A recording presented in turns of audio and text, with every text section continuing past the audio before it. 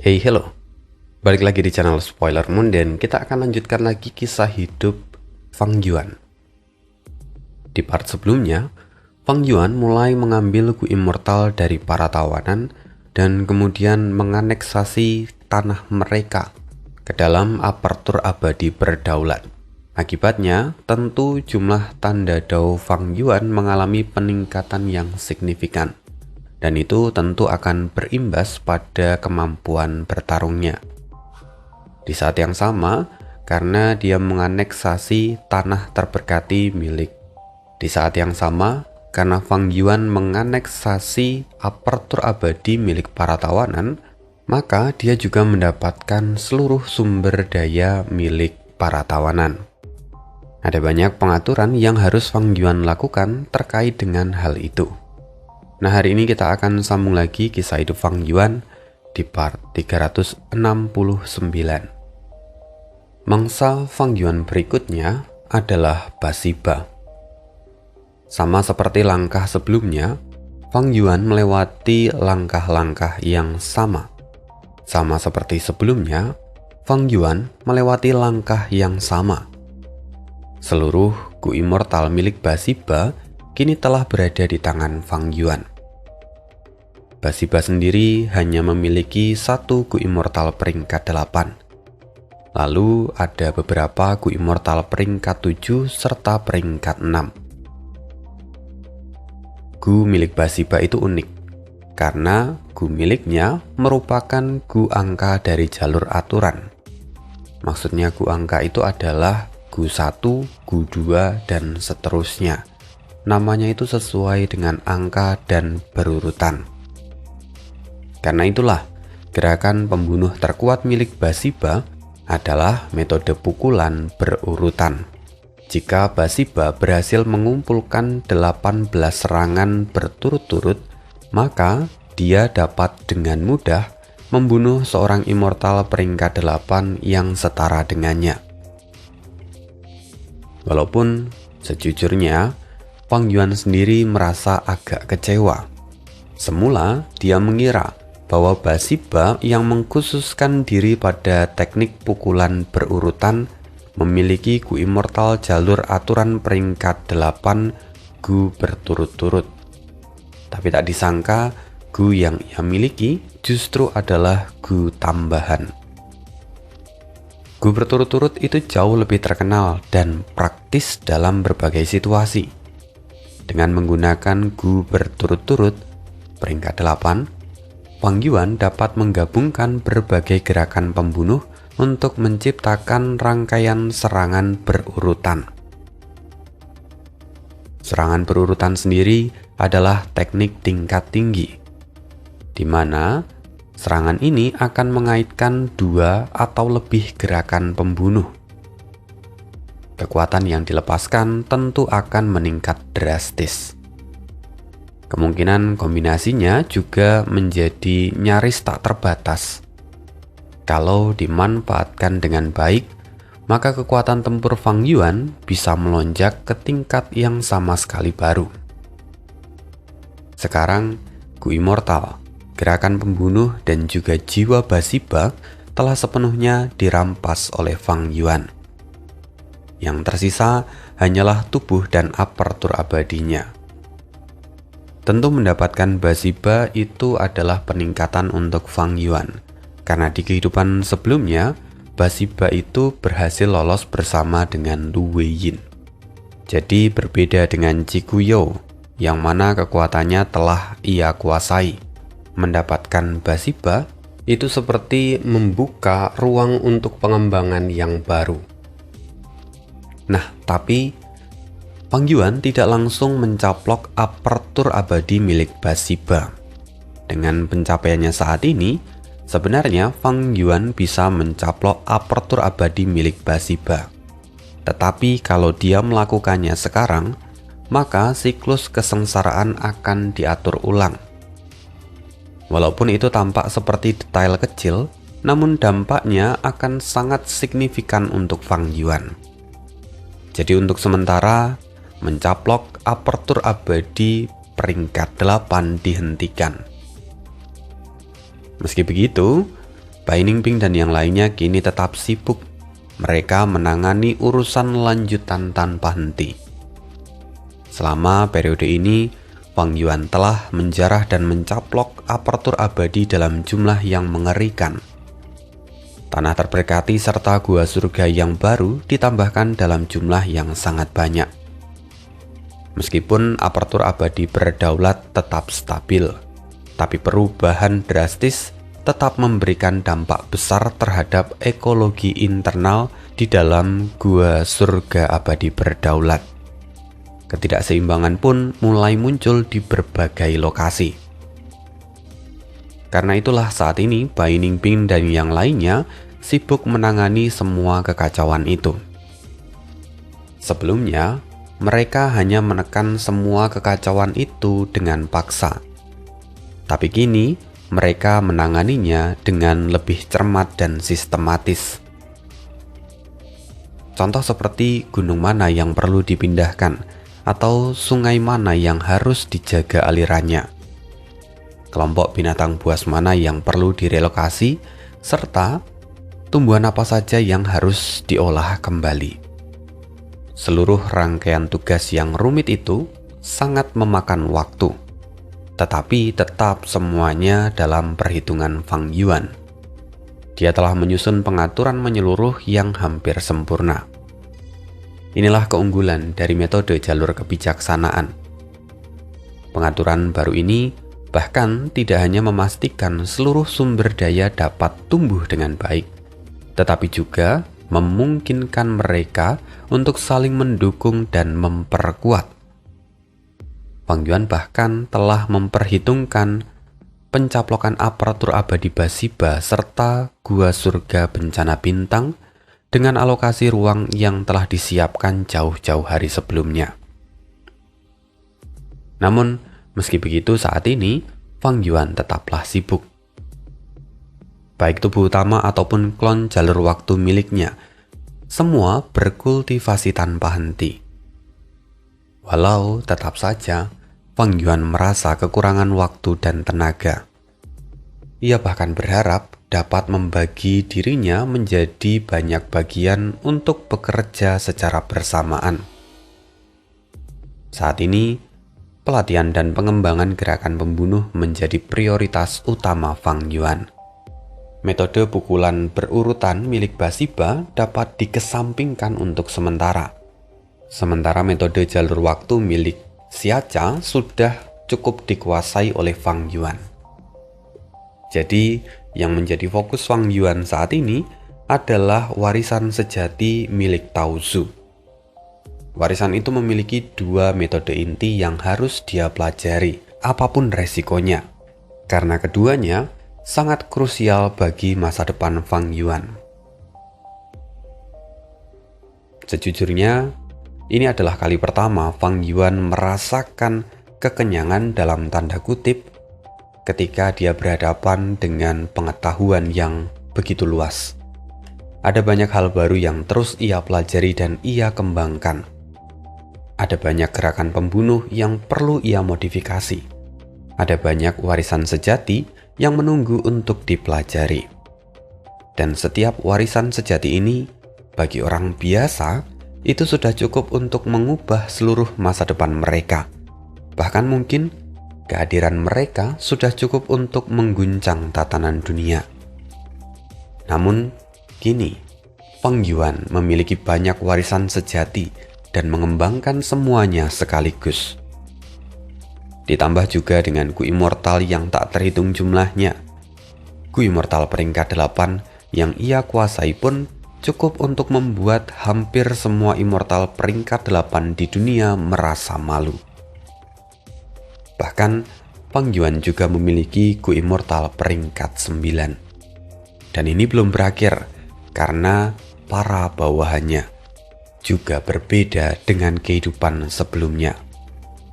Di kehidupan ini, Fang Yuan memiliki lebih banyak bawahan, dan sebagian besar dari mereka adalah elit yang jauh lebih kuat daripada anggota biasa dari kekuatan super manapun.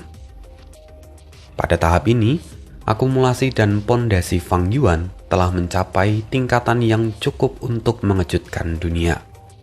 Kalau dia diberi cukup waktu untuk mencerna semuanya, maka kekuatan Fang Yuan akan mencapai puncak peringkat 8 dalam waktu singkat. Sayangnya, Fang Yuan tentu tidak memiliki waktu sebanyak itu. Fang Yuan sadar, di kehidupan sebelumnya, dia sudah merasakan bahwa waktunya sangat kurang. Dan di kehidupan ini, perasaan itu bahkan jauh lebih kuat. Dia memperkirakan bahwa dengan cahaya kebijaksanaan, dia tetap membutuhkan setidaknya 100 tahun untuk sepenuhnya menyerap seluruh warisan sejati itu. Memang, Fang Yuan bisa memodifikasi laju waktu di dalam aparatur abadinya untuk mendapatkan lebih banyak waktu. Tapi, di sisi lain, Fang Yuan masih harus menjelajahi lebih banyak alam mimpi untuk meningkatkan pencapaiannya.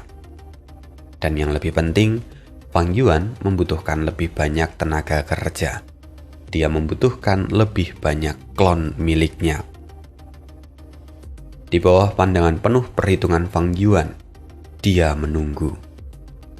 Dan beberapa hari kemudian, Gunung Danghun yang sebelumnya tengah dipulihkan, kini telah mencapai angka 100%. Gunung Danghun telah pulih kembali. Pemulihan ini tentu jauh lebih cepat dibandingkan kehidupan Fang Yuan sebelumnya. Dengan pondasi yang dia punya, Fang Yuan secara ugal-ugalan memberikan concern pada pemulihan Gunung Danghun. Dan dengan begini, maka pondasi jiwa Fang Yuan dapat dikembangkan lagi. Menciptakan klon baru kini bukanlah angan-angan. Setelah itu Fang Yuan memanggil seorang immortal dari ras Rockman, Sisi Cheng. Dia tiba di depan Gunung Danghun menghadap Fang Yuan. Meskipun Sisi Cheng telah lama mengetahui keberadaan Gunyali yang ada di tangan Fang Yuan, menyaksikan langsung Gunung Danghun di depan matanya tetap membuat hatinya terguncang. Kilatan kegembiraan yang tak tersembunyikan melintas di matanya. Bagaimanapun, Gunyali sangat berguna bagi para Rockman. Keberadaan Gunyali menjadi salah satu penunjang kehidupan mereka, sekaligus juga untuk mempercepat reproduksi mereka. Jadi wajar kalau Sisi Cheng sangat gembira ketika melihat Gunung Danghun. Fang Yuan sendiri tampak mengamati setiap perubahan ekspresi dari Sisi Cheng. Dia cukup puas. Kali ini, Fang Yuan dengan sengaja memanggil Sisi Cheng untuk ikut serta di dalam mengumpulkan Gunyali. Tujuannya jelas, yaitu untuk membuat Sisi Cheng merasakan sendiri betapa cerah masa depan yang akan menantinya kalau dia tetap setia pada Fang Yuan. Di sana, Fang Yuan meminta Sisi Cheng untuk mengaktifkan formasi yang telah ia siapkan. Kemudian formasi mulai beresonansi. Cahaya biru keabu-abuan ditembakkan keluar, lalu dengan cepat menyelimuti seluruh Gunung Danghun. Di dalam formasi terdapat sejumlah besar jiwa binatang dan juga inti jiwa.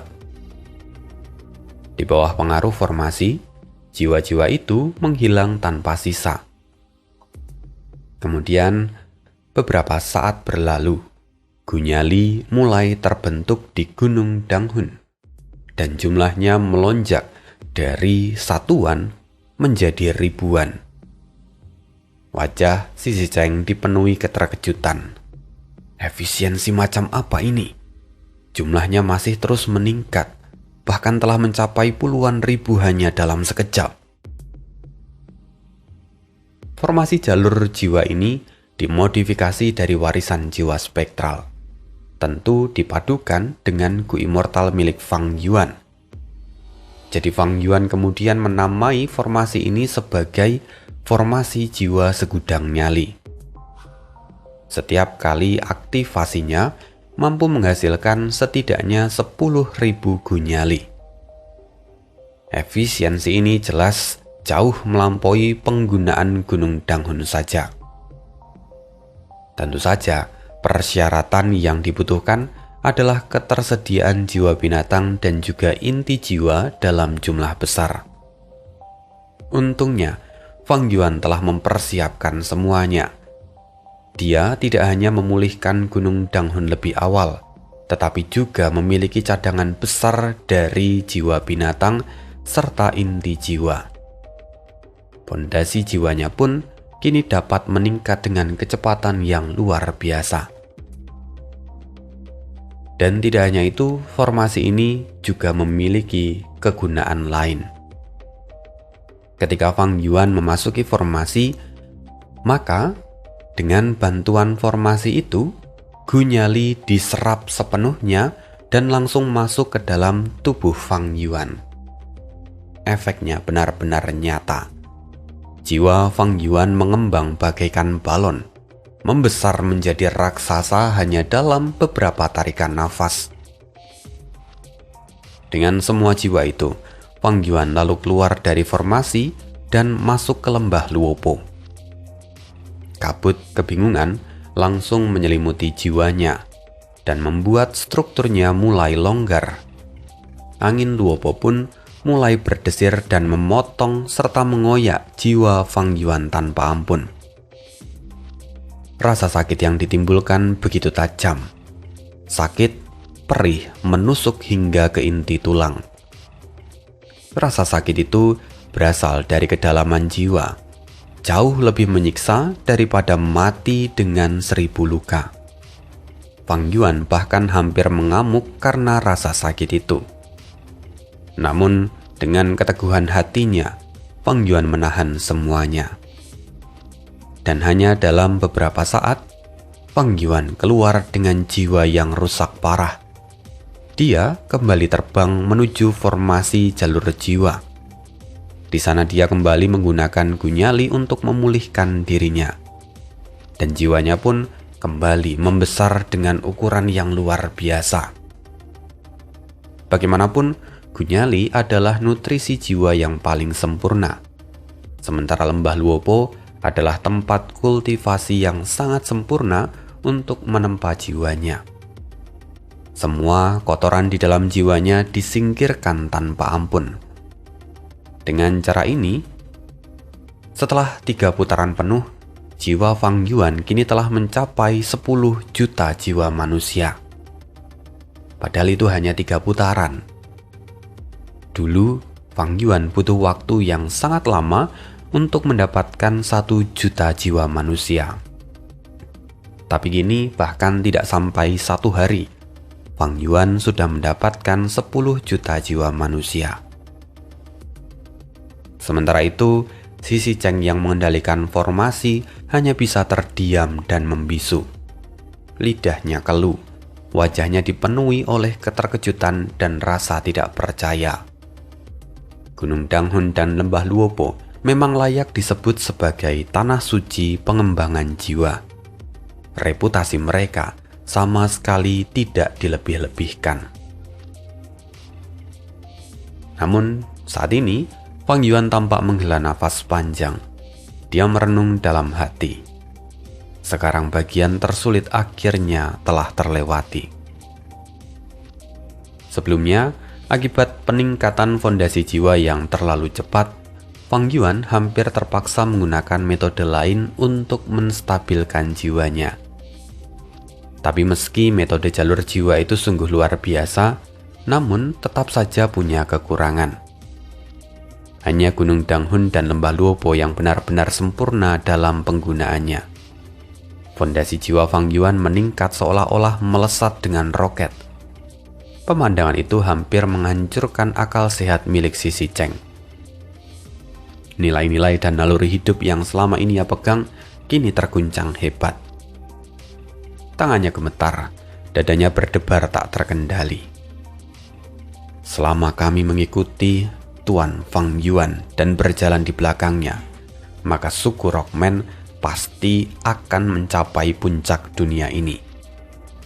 Dengan 2 tanah suci jalur jiwa ini, fondasi kami akan melampaui seluruh dunia Gu Immortal di 5 wilayah. Sisi Zheng benar-benar puas. Tetapi dia tidak tahu kalau Fang Yuan sendiri kini masih belum merasa puas. Pikirnya, sayang sekali, aku tidak memiliki sub jiwa yang menenangkan. Kalau tidak, maka kecepatan kultivasi jiwaku pasti akan jauh lebih cepat dan jauh lebih mengerikan. Sama halnya dengan kultivasi dari jalur kebijaksanaan yang menekankan pada 3 aspek, yaitu pikiran, kehendak, dan emosi. Jalur jiwa pun juga memiliki 3 aspek serupa, yaitu memperkuat, menyempurnakan, dan menenangkan jiwa. 2 aspek pertama itu sudah diatasi dengan Gunung Danghun dan Lembah Luopo. Sementara untuk aspek yang ketiga, yaitu untuk menenangkan jiwa, itu hanya bisa dicapai menggunakan sub jiwa yang menenangkan dari Danau Mempesona, sebagaimana tercatat dalam Legenda Renzu. Ketika pengembangan jiwa mencapai tingkat tertentu, jiwa akan perlahan terlepas dari tubuh. Jiwa atau sebagian dari dirinya dapat keluar, menyebabkan kondisi seperti kekosongan atau ketidaksadaran fisik. Pada tahap inilah, sub jiwa yang menenangkan akan memegang peran penting. Sayang sekali Fang Yuan tidak memilikinya. Dia hanya bisa menggunakan metode alternatif yang jauh lebih rendah kualitasnya. Dan akibatnya, Fang Yuan tidak dapat berkultivasi seperti ini secara terus-menerus. Harus ada jeda. Walaupun efisiensi Fang Yuan sudah melampaui batas akal sehat, tetapi tanpa sub jiwa yang menenangkan, Fang Yuan harus berhenti secara berkala. Tergesa-gesa hanya akan menghasilkan kerusakan. Dan pada akhirnya, Fang Yuan menghentikan sementara kultivasi jiwanya. Sementara itu saat ini, keributan besar terjadi di Toko Kuning. Pengadilan Surgawi telah merilis desas-desus bahwa Fang Yuan sudah hampir mencapai peringkat 8. Dan mungkin dia akan segera menghadapi kesengsaraan untuk melangkah ke peringkat 8. Selain itu, kabar bahwa Fang Yuan telah menangkap para immortal perbatasan selatan juga dengan sengaja disebarluaskan. Fang Yuan menerima kabar itu dan mencibir. Ini pasti ulah Peri Ziwei. Dalam kehidupan sebelumnya, Peri Ziwei juga melakukan hal yang serupa. Namun tentu lebih lambat daripada periode ini. Dalam kehidupan ini, perkembangan Fang Yuan terlalu pesat. Tekanan yang dia berikan pada Peri Ziwei jauh lebih besar, hingga memaksa Peri Ziwei untuk bertindak lebih awal. Langkah ini memang kejam, tapi efektif. Peri Ziwei berniat meminjam kekuatan para immortal yang takut pada Fang Yuan, lalu memanfaatkan ketakutan kolektif itu agar mereka mulai memburu dan menekannya. Dalam kehidupan sebelumnya, selama pertempuran pegunungan 5 wilayah, Fang Yuan justru memanfaatkan niat ini untuk mendapatkan keuntungannya sendiri. Jika bukan karena Apertur Abadi berdaulat, aku pasti sudah jatuh ke dalam perangkap Peri Ziwei dan kehilangan inisiatif. Sekarang, dia menyebarkan rumor seperti ini. Berarti dia belum menemukan rahasia sejati dari tubuh abadi berdaulatku. Atau mungkin, dia sudah mengetahuinya, tetapi pura-pura tidak tahu, dan rumor ini hanyalah langkah awal untuk rencananya yang lebih licik. Pikiran Fang Yuan berputar dengan cepat. Metode jalur kebijaksanaan kini kembali digunakan. Sesaat kemudian, cahaya tajam melintas di mata Fang Yuan. Dia membuat keputusan baru. Kalau memang begitu, maka aku juga tidak akan tinggal diam. Mari kita ungkap gerakan pembunuh pintu kemana saja mereka, serta kematian dari Chen Yi dan Jing Lan. Kalau Prey Ziwei ingin meminjam kekuatan massa, maka Fang Yuan juga bisa melakukan hal yang sama. Dibandingkan dengan dirinya, pengadilan surgawi tentu saja lebih menakutkan di mata 4 wilayah. Dalam kehidupan sebelumnya, penyempurnaan gunasib oleh pengadilan surgawi bahkan memicu serangan gabungan dari keempat wilayah. Dan penyebaran informasi oleh Fang Yuan memainkan peran penting di dalamnya. Kali ini aku akan membuka kekuatan tempurku sepenuhnya, pikir Fang Yuan. Masalah di perbatasan selatan tidak bisa lagi disembunyikan. Karena dunia akan terkejut, lebih baik aku membuat mereka semakin takut. Dengan begitu, pemerasanku terhadap jalan kebenaran perbatasan selatan akan berjalan lebih lancar. Dan seperti yang diduga, Fang Yuan dan pengadilan surgawi kembali saling membongkar informasi satu sama lain. Gelombang kejut pun menyapu seluruh dunia. Tak terhitung para immortal yang tenggelam di dalam keterkejutan. Berita itu menyebar laksana api di padang rumput yang kering. Dan dalam waktu singkat, seluruh dunia immortal mengetahuinya. Karena itu, dunia immortal di 5 wilayah jatuh dalam kekacauan. Kemanapun para immortal pergi, nama yang akan dibicarakan tentu adalah Fang Yuan dan pengadilan surgawi. Kebencian, ketakutan, dan kecemburuan bercampur menjadi satu. Kini emosi mereka pada Fang Yuan juga menjadi sangat kompleks. Tidak ada lagi yang berani meremehkannya. Bahkan banyak immortal yang mulai memberikan gelar khusus pada Fang Yuan, yaitu Yang Mulia Iblis Kecil. Gelar ini mencerminkan potensi dan watak Fang Yuan untuk menjadi seorang Demon Venerable. Dia dianggap sebagai Demon Venerable atau Yang Mulia Iblis. Dia dianggap sebagai Yang Mulia Iblis masa depan yang masih bertumbuh. Karena itu, dia disebut dengan panggilan Yang Mulia Iblis Kecil.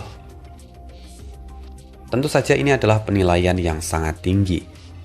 Dalam sejarah umat manusia, ada immortal sebanyak bintang di langit.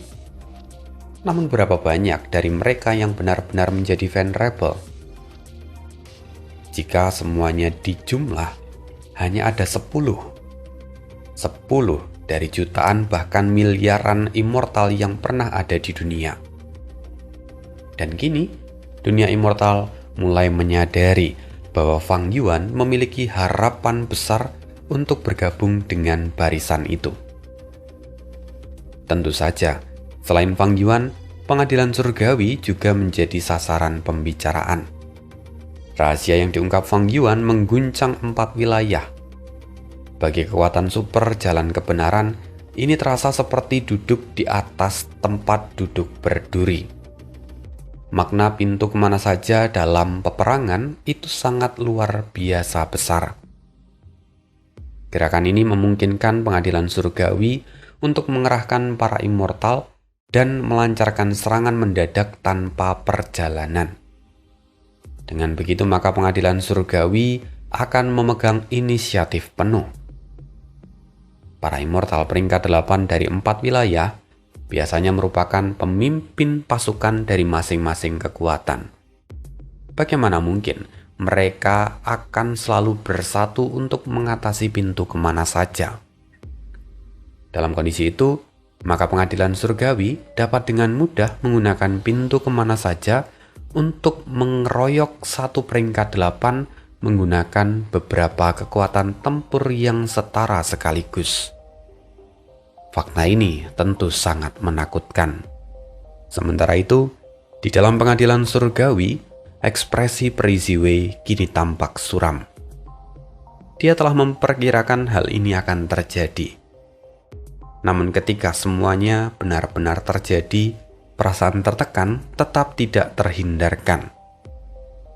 Prey Ziwei tidak ingin membiarkan Fang Yuan lolos, dan Fang Yuan pun tidak berniat untuk memberi pengadilan surgawi kelonggaran. Ini adalah benturan terbuka yang melukai kedua belah pihak. Namun, pihak yang menderita pukulan psikologis terbesar itu adalah Fang Zeng. Dia baru saja naik ke peringkat 6, melangkah ke ranah immortal. Baru saja merasakan kekuatan dari menjadi seorang immortal. Kepercayaan dirinya pun baru tumbuh. Tapi kabar mengerikan ini menyebar dan menghantamnya bagaikan tsunami. Fang Zeng seakan runtuh dan tak mampu bangkit lagi. Fang Yuan saat ini bahkan mampu menentang pengadilan surgawi. Dan bahkan pasukan jalan kebenaran perbatasan selatan pun tak berdaya melawannya. Dengan tingkat kultivasi peringkat 7, Fang Yuan sepenuhnya telah melanggar logika. Bahkan para immortal peringkat 8 pun tak sanggup mengimbanginya. Saat pertama kali mendengar kabar ini, Fang Zeng memiliki banyak hal yang ingin diucapkan. Tetapi pada akhirnya, dia hanya bisa terdiam. Wajahnya pucat, senyumnya menjadi pahit. Aku benar-benar naif. Fang Yuan, apakah jarak di antara kita benar-benar sejauh ini?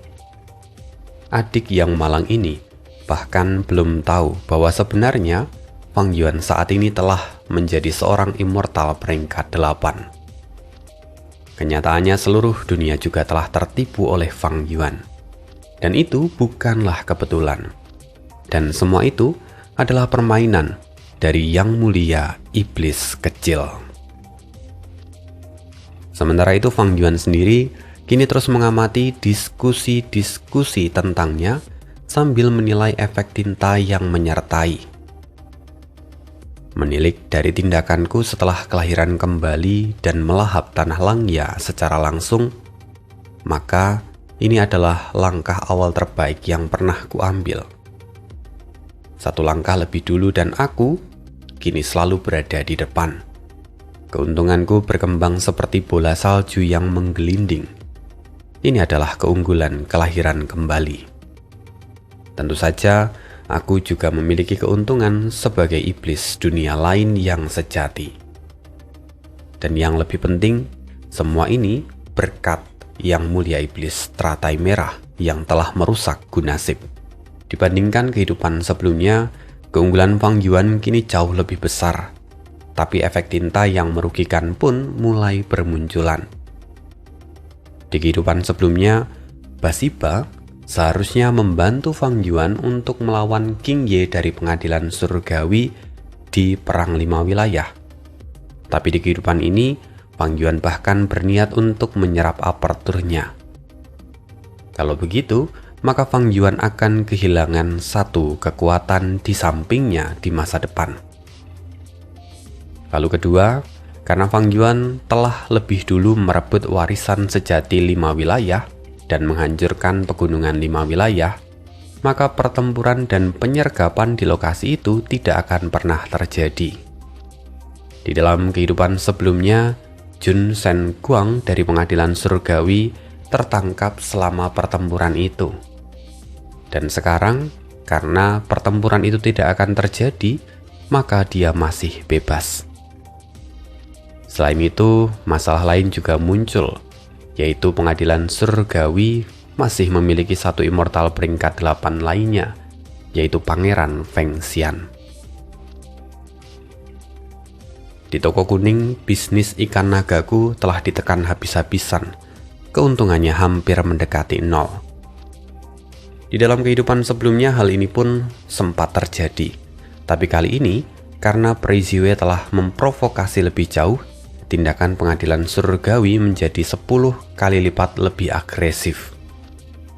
Untungnya, aku telah melahap begitu banyak apertur abadi sehingga aku juga memperoleh banyak sumber pendapatan baru. Tapi dalam kehidupan sebelumnya, Preiziwe bekerja sama dengan jalan kebenaran perbatasan selatan untuk menekan seluruh bisnisku. Apakah kali ini mereka akan bergerak lebih cepat? Atau apakah penindasan akan ditingkatkan seperti yang mereka lakukan terhadap bisnis ikan nagaku? Fang Yuan merenung. Kemungkinan itu sangatlah besar. Ditambah ada juga dampak negatif lain yang melibatkan surga panjang umur. Di dalam kehidupan sebelumnya, surga panjang umur berhasil mencaplok tanah Langya. Reputasi mereka melonjak tajam, dan hal itu memungkinkan surga panjang umur menyatukan dunia immortal dataran utara. Lalu Bing Saichuan dan yang lain pun berhasil menyerbu pengadilan surgawi. Tapi kali ini, tanah Langya telah lebih dulu dianeksasi oleh Fang Yuan. Surga panjang umur tidak memperoleh apapun. Dan yang lebih parah lagi, Pangeran Fengxian kini telah kembali ke pengadilan surgawi. Dengan pengkhianat sebesar itu, jalan kebenaran dataran utara terkena pukulan telak. Bukan hanya garis keturunan Huang Jin yang kehilangan muka, tapi juga nama surga panjang umur pun kini ikut tercoreng. Dunia luar kini berada dalam kekacauan, tetapi Fang Yuan tetap tenang. Dia bersembunyi dan berkembang di sudut-sudut yang tersembunyi, terus memindahkan lokasinya dari waktu ke waktu. Para musuhnya sama sekali tidak memiliki petunjuk tentang keberadaannya. Kultivasi jiwanya juga meningkat dengan pesat, meskipun masih jauh dari tahap penggunaan jiwa terbelah.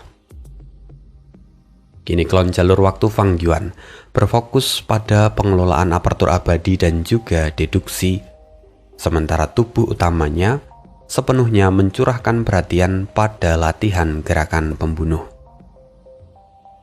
Fokus Fang Yuan kini tertuju pada warisan sejati Taozu, gerakan pembunuh abadi 5 pembatas mendalam cahaya Qi. Gu berputar, esensi abadi disuntikkan. Qi cahaya raksasa meledak seperti air mancur. Warnanya ungu kehitaman, berasap, namun menyerupai cahaya. Sekilas, pemandangan itu langsung mengingatkan siapapun pada dinding regional racun pembatas selatan. Itu adalah pembatas selatan Qi cahaya ungu hitam beracun. Tentu masih ada 4 pembatas lain, yaitu Qi cahaya putih emas suci dari pembatas benua tengah, lalu Qi cahaya es dari dataran utara, Qi cahaya api yang mengamuk dari gurun barat, dan Qi cahaya air biru dari laut timur. Tapi saat ini, Fang Yuan baru mulai mempelajarinya. Dia hanya mampu melepaskan 1 jenis Qi cahaya, dan belum dapat memanggil 2 atau lebih secara bersamaan. Adapun untuk gerakan pembunuh 5 formasi batas regional, saat ini Fang Yuan belum memiliki Gu Urat Bumi, jadi dia belum bisa menggunakannya. Menurut ingatan Fang Yuan, Gu Urat Bumi memang belum muncul pada tahap ini. Dan bahkan jika dia memilikinya pun, Fang Yuan tetap harus memodifikasi 5 formasi batas regional, menambahkan roh formasi serta gu bendera formasi agar formasi itu dapat berfungsi dengan sempurna. Tapi fokus utama Fang Yuan saat ini adalah berlatih gerakan pembunuh, karena bagaimanapun itu bukanlah perkara yang mudah. Sedikit saja kecerobohan, maka bisa mengakibatkan serangan balik dan luka yang serius. Semakin kuat sebuah gerakan pembunuh, semakin besar pula resikonya. Tapi latihan tetap tidak bisa dihindari. Mustahil bagi seorang immortal untuk hanya mengandalkan penggunaan gerakan pembunuh secara membabi buta di medan tempur. Kondisi pertempuran itu jauh lebih berbahaya dan kompleks. Tekanan dan juga pembalasan eksternal membuat resiko serangan balik menjadi semakin besar. Karena itulah, gerakan pembunuh perlu dilatih. Sejarah mencatat ada banyak kasus di mana seorang immortal gagal mengaktifkan gerakan pembunuh mereka, lalu mengalami serangan balik yang mengakibatkan luka berat dan bahkan kematian. Karena itu, ketika Fang Yuan melatih 5 pembatas mendalam cahaya Qi, dia melakukannya dengan tingkat fokus dan kehati-hatian yang ekstrim. Fang Yuan juga belum menentukan pilihan akhir dari 2 gerakan pembunuh yang ada pada warisan Taozu. Kenapa? Karena Fang Yuan sendiri memang tidak dapat menggunakan keduanya bersamaan, jadi harus memilih salah satu. pertimbangan Fang Yuan, membentuk formasi di ambang pertempuran itu hampir mustahil. Dan begitu 5 formasi batas regional terbentuk, pembongkarannya pun akan sangat sulit untuk dilakukan. Selama formasi itu aktif, maka 5 pembatas mendalam cahaya Qi tidak dapat digunakan. Tentu dari segi fleksibilitas, 5 pembatas mendalam cahaya Qi jauh lebih unggul. Tapi jalur formasi itu juga memiliki kelebihannya tersendiri. Begitu 5 formasi batas regional berhasil dibangun, itu akan setara dengan memiliki gerakan pembunuh yang siap pakai setiap saat. Fang Yuan tentu akan memegang inisiatif mutlak dalam melakukan serangan. Contoh yang paling nyata adalah gerakan pembunuh penyergapan terbaru miliknya, yaitu formasi eksekusi aliran tahun. Baik dalam kehidupan sebelumnya maupun kehidupan ini, formasi itu merupakan pencapaian yang paling memuaskan bagi Fang Yuan. Bukan semata karena keuntungan yang melimpah, melainkan juga karena sejak awal hingga akhir, seluruh pertempuran berada di dalam kendalinya. Dengan formasi ini, Fang Yuan bisa menggiring arah pertempuran sesuai dengan yang ia rencanakan. Selama sebuah formasi telah ditetapkan, maka seorang immortal dari jalur formasi seringkali mampu mengalahkan musuh yang bahkan jauh lebih kuat dari mereka. Namun, jalur formasi juga memiliki kelemahan fatal karena tidak bisa bergerak dan kurang fleksibel. Mayoritas formasi tidak dapat dipindahkan setelah dibentuk. Walaupun seorang immortal dari jalur formasi berhasil mendirikan formasi yang sangat kuat, musuh biasanya akan segera menghindarinya begitu formasi dapat dideteksi. Sejarah mencatat ada banyak situasi canggung semacam ini. Dan itulah sebabnya Chikuyo ataupun peri Ziwei begitu tercengang ketika formasi jalur waktu Fang Yuan yang tersembunyi dengan sempurna hingga berhasil menjerat para immortal dari perbatasan selatan. Selain itu, sebenarnya mendirikan formasi abadi bukanlah pekerjaan yang singkat. 5 hingga 6 hari itu adalah kasus yang sangat langka. 2 hingga 3 bulan itu adalah standar umum. Dan tidak sedikit formasi yang membutuhkan waktu bertahun-tahun untuk diselesaikan. Dalam kehidupan sebelumnya, pengadilan surgawi pun telah mulai membangun formasi 99 tanpa batas setahun penuh sebelum diaktifkan. Setelah formasi utamanya selesai, baru subformasi dapat dibentuk dengan cepat. Tentu itu semua juga berkat metode yang diwariskan oleh Yang Mulia Konstelasi Bintang. Jadi tidak boleh dianggap remeh. Tapi sekalipun begitu, pembuatan subformasi tetap memerlukan waktu.